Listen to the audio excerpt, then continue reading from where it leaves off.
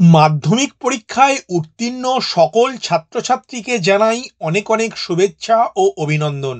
2025 সালের মাধ্যমিক পরীক্ষার 70 দিনের মাথায় প্রকাশিত হলো ফল। গতকাল শুক্রবার সকাল 9টায় ফল প্রকাশ করেন মধ্যশিক্ষা পর্ষদের চেয়ারম্যান রামানুজ গঙ্গোপাধ্যায় মহাশয়। এবছর পরীক্ষা শুরু হয়েছিল 10ই ফেব্রুয়ারি এবং শেষ হয় 22শে ফেব্রুয়ারি। এবছর মাধ্যমিক পরীক্ষায় মোট 9,84,753 জন নাম নথিভুক্ত করেছে।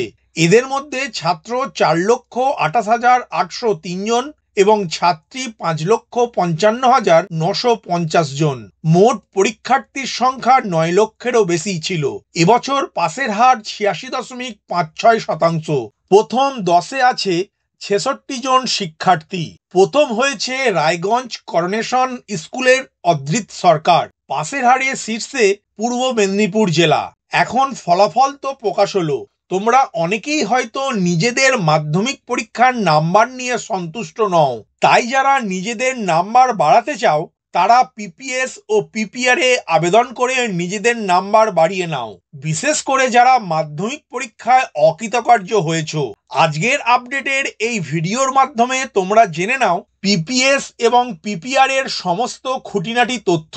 কবে থেকে আবেদন শুরু, আবেদনের শেষ তারিখ কবে, কারা পিপিএস এ আবেদন করতে পারবে, কারাই বা পিপিআর এ আবেদন করবে, কোথায় ও কিভাবে আবেদন করবে, পিপিআর ও পিপিএস এ আবেদন করতে কত টাকা খরচ পড়বে, এই জাতীয় সমস্ত তথ্য। নমস্কার বন্ধু, আপনাদের সাথে আমি অনিমেষ। আপনারা এখন দেখছেন কুন্ডু টেলিকম ইউটিউব চ্যানেল। চলুন শুরু করা যাক আজকের আপডেটটি।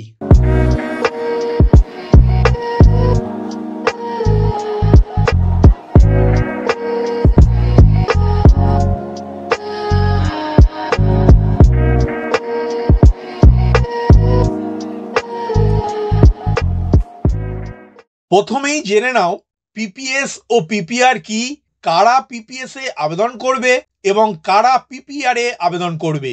পশ্চিমবঙ্গ মাধ্যমিক পরীক্ষার প্রেক্ষাপটে পিপিএস মানে হলো পোস্ট পাবলিকেশন স্ক্রুটিনি। পিপিএস আবেদনের মাধ্যমে তোমরা পরীক্ষার নাম্বার পুনর্গণনার জন্য অনুরোধ করতে পারো।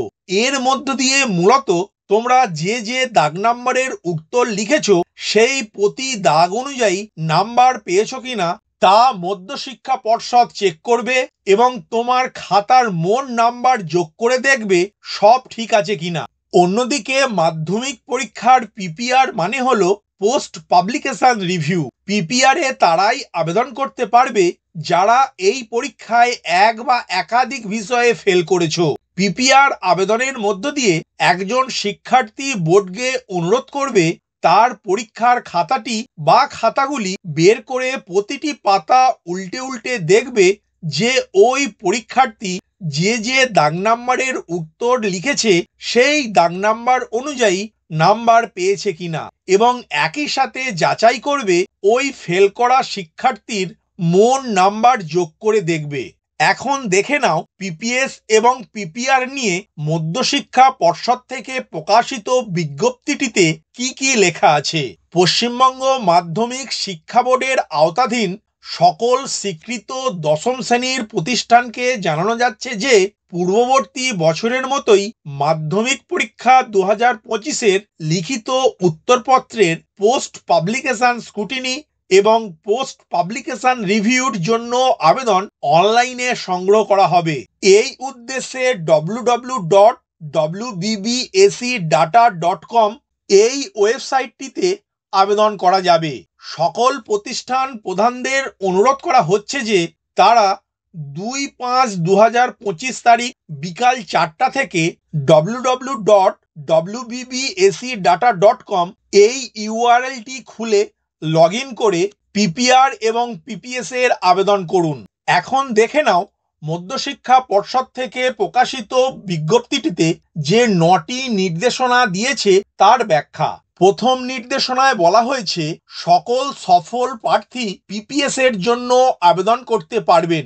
এর জন্য প্রতিটি বিষয়ে 80 টাকা করে খরচ হবে। 2 নম্বর নির্দেশনায় বলা হয়েছে সকল অসফল প্রার্থী পিপিআর এর জন্য আবেদন করতে পারবেন।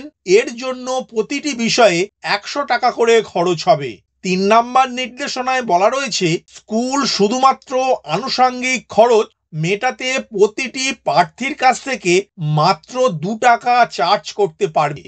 4 নম্বর নির্দেশিকায় বলা আছে শিক্ষার্থীরা পিপিএস এবং পিপিআর এর জন্য নিজ নিজ বিদ্যালয়ের প্রধান শিক্ষক বা শিক্ষিকার কাছে সাদা পাতায় আবেদন করবে, যেখানে স্পষ্টভাবে উল্লেখ থাকবে নিজেদের বিদ্যালয়ের নাম, রোল ও নাম্বার এবং যে বিষয় বা বিষয়গুলির জন্য পিপিএস বা পিপিআর এর আবেদন করতে চাইছে সেই বিষয় বা বিষয়গুলির নাম, সেই সাথে মার্কশিটের একটি জেরক্স কপি এবং নির্ধারিত ফি যেটি নগদে জমা দিতে হবে। 5 নম্বর নির্দেশিকায় বলা রয়েছে পিপিআর এর ক্ষেত্রে নির্দিষ্ট উত্তরপত্র মূল্যায়ন করা হবে, তবে পিপিএস এর পরিধি শুধুমাত্র যাচাই বাছাই এবং পুনঃসংযোগের মধ্যে সীমাবদ্ধ থাকবে।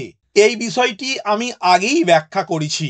6 নম্বর পয়েন্টে বলা রয়েছে মধ্যশিক্ষা পর্ষদ পিপিআর এবং পিপিএস এর জন্য ম্যানুয়াল ফর্মে কোনো আবেদন গ্রহণ করবে না। 7 নম্বর নির্দেশনায় বলা রয়েছে মধ্যশিক্ষা পর্ষদ শিক্ষার্থীদের কাছ থেকে আলাদাভাবে কোনো অনলাইনে আবেদন গ্রহণ করবে না।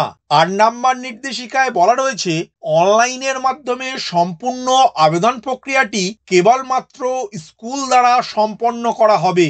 9 নম্বর পয়েন্টে বলা রয়েছে পিপিএস এবং পিপিআর এর আবেদনের শেষ তারিখ আগামী 17 মে বিকাল 5টা পর্যন্ত। এরপর আর কোনো আবেদন গ্রহণ করা হবে না।